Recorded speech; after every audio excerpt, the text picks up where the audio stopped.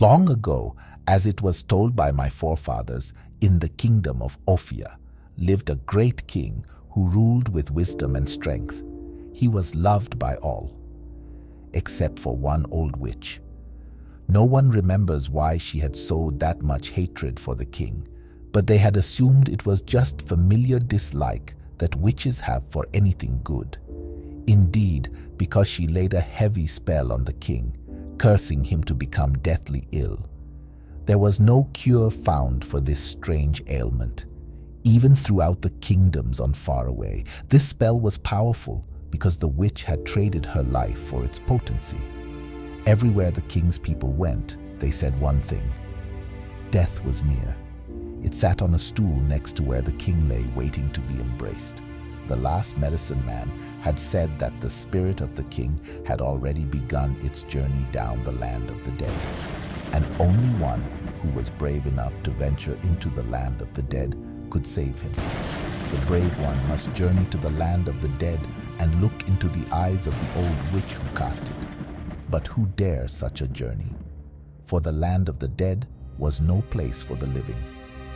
Far from the palace, in a small village, lived a hunter named Ezege. He was very skilled and brave. Ezege was known for his sharp mind and steady hand. But his hand carried a heavy burden, the loss of his beloved wife, who had died, giving life to their son. And though years had passed, the memory of his beloved wife lingered, a shadow he could not escape. When the word of the king's curse reached Ezege's village, the people whispered in fear. But Ezege saw something else, a chance to see his wife once more. He was going to take up the challenge. He will go to the land of the dead. And you, the audience, might ask, how is it possible to go to the land of the dead without dying? You see, in ancient times, the people of Ophir had the key to the portal that led one to the land of the dead.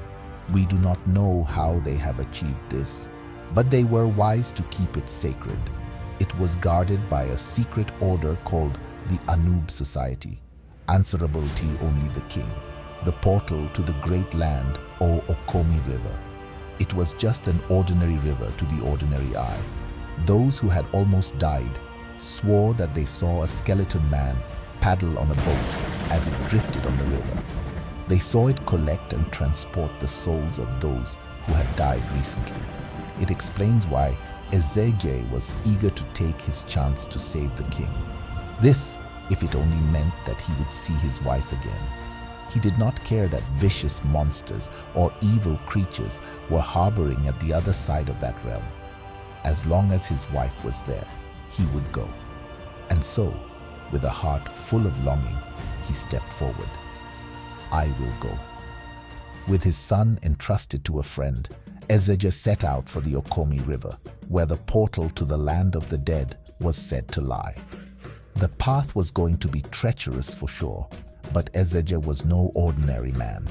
He was a great hunter, fueled by a burning desire to see his wife.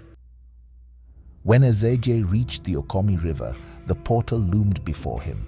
The air was thick with the whispers of spirits. There was no skeleton man.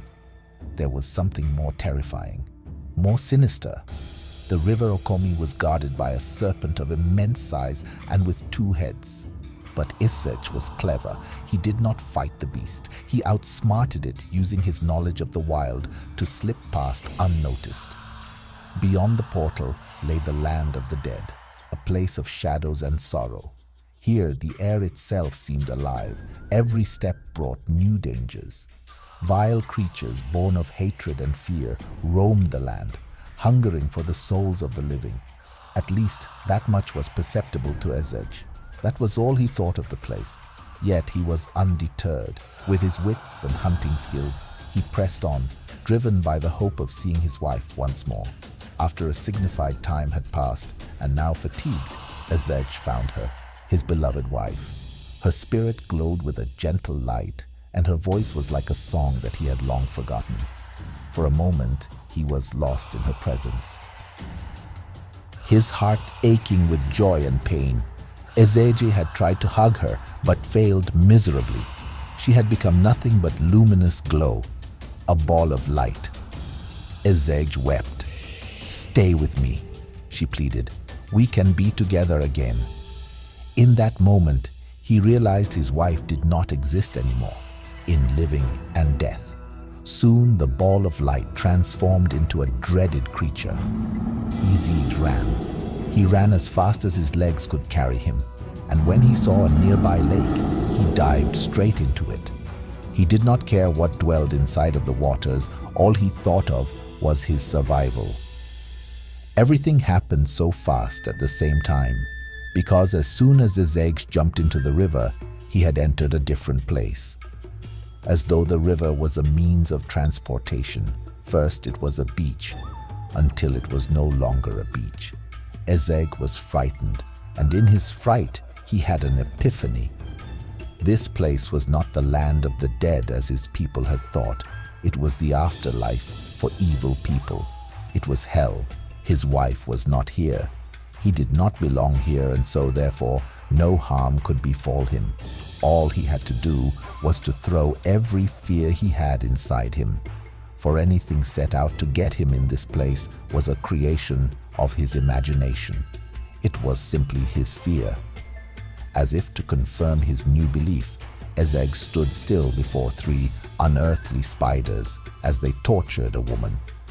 They were oblivious of his presence, or perhaps they saw him. They had no interest in him. He did not belong here. These foul beings were created by the higher gods solely to punish the spirits of bad people. And frankly, he did not meet those criteria. He was not a bad person, and he was not dead. With this newfound confidence, he began his journey in search of the old witch. For if he failed in his attempt to be reunited with his dead wife, he should at least save the life of the king. She would be proud of him wherever she was. Remember, the king's life was on the edge, slipping slowly but relentlessly. But where was the old witch? Ezege soon realized that he needed help to find the old witch. As he wondered how to get help, he remembered the old tales amongst his people. It was thought that one could get any spirit to do anything if you gave them blood. Blood was of value to them more than anything. Ezege gave out a pinch of his blood, hoping it would attract the benevolent spirit. And indeed, it did. Ezege did not have to say anything. The bird knew his heart wishes. The bird flew slightly above the ground, beyond human reach. It flapped its majestic wings, as if an instruction for Ezege to follow him. Thankfully, Ezege understood it. He followed it. As it was told to me, and recounted by Ezege himself, this journey took 7 days. But the people of Ofia, Ezege's journey, took 2 years.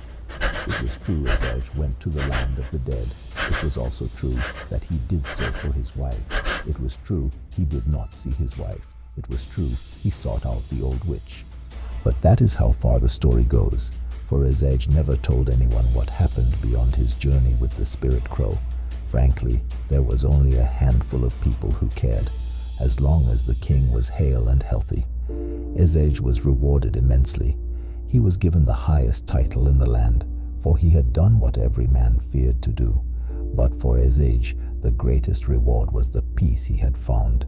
He had faced the land of the dead and returned, not for glory, but for love.